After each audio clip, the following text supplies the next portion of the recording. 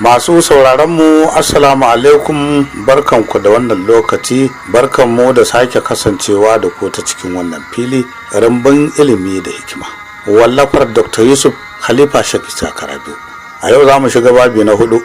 Akwai wani saurayi wanda ya girma isa aure, sai ya samu wata yarinya kyakkyawa wanda yake so. Ya kai ta wurin babansa ya ce, baba, wannan ce yarinyar da zan aura, ta zo ta gaishe ka. Baban da ya fito ya ga yarinyar nan, yana ganin ta sai mamakin kyawunta da kuma surar da Allah ya mata.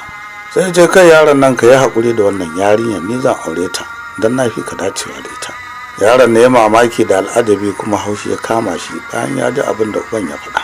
Da fari ya ɗauka uban nan nasa wasa yake yi, sai kuma ya ga ya dage, sai yaron nan ya rasa yadda zai yi, sai ya tafi ya ga shugaban zuriya su.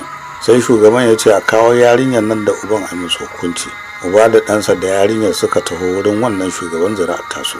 Da ganin yarinyar nan, sai shugaban zuri'a tasu ya ce, ai shi ya fi dacewa ya aure wannan kyakkyawar yarinya. Suka yi ta mamaki, da suka ga dai da gaske yake, sai yaron ne ya tafi wurin limamin garin. Yana zuwa wurin limamin garin, shi ma ya ce a kawo masa yarinya ya gani. Liman yana ganin yarinyar nan, sai ce ai wannan da malamai ta fi dacewa, saboda haka shi ya fi dacewa da ita. Sai sa hakura su ban masa. Abu kamar wasa zance sai ta wurin hakimi. Hakimi yana ganin yarinyar nan, sai ce kowa ya hakura ya bar masa, domin shi ya fi dacewa da yarinyar nan, kuma da gaske yake shi zai rike ta a wurinsa kuma ya aure ta. Daga nan zance ya tafi wurin sarki. Sarki ya ga yarinyar nan, shi ma ya ce ai wannan yarinya ta fi dacewa da sarakuna, saboda haka a bar masa, shi ya fi kowa dacewa ya aure ta. Daga nan zance ta tafiya har mata suka haɗa kansu. Matan gari suka ce wannan wacce yarinya ce ake ta rigima a kanta, a kawo musu su ganta. Mata suna ganin yarinyar nan, sai su ma suka ce wannan yarinya a batta a cikin gida ta zauna a wurinsu, tana ɗebe musu kewa saboda kyawunta da surarta. Abu da ya zama rigima, kowa ce shi yake son wannan yarinya, kowa yake haƙura. Daga ƙarshe yarinyar da ta ga abu ya cakuɗe rigima ta rigima, sai ta ce tana da mafita guda ɗaya.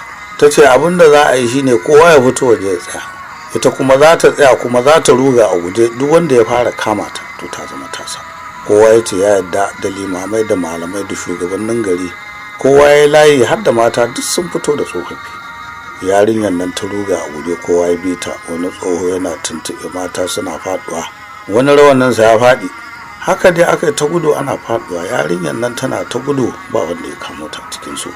Daga ƙarshe yarinyar nan tana cikin gudu, sai ga ta a gaban wani ƙaton rami. Tana zuwa sai ta tsallake ramin, su kuma mutanen gabaki ɗaya suka rubta ramin nan suka mutu. To wannan yarinyar da take ta gudu ba wata bace, duniya ce ba.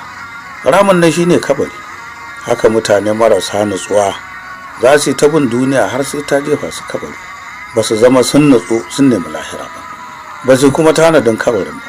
Dama kuma ita wannan duniya an yi mata take da budurwa ba. Allah ka ba mu tanadin wannan ramin kafin mu je shi. Alhamdulillah, nan muka kawo ƙarshen wannan babi na 4 a filin namu na rumbun ilimi da hikima wallafar Dr. Yusuf Khalifa Sheikh Ishaq Rabi'u. Mai karantawa Muhammad Umar Kai Gama ke muku sallama, ku huta lafiya.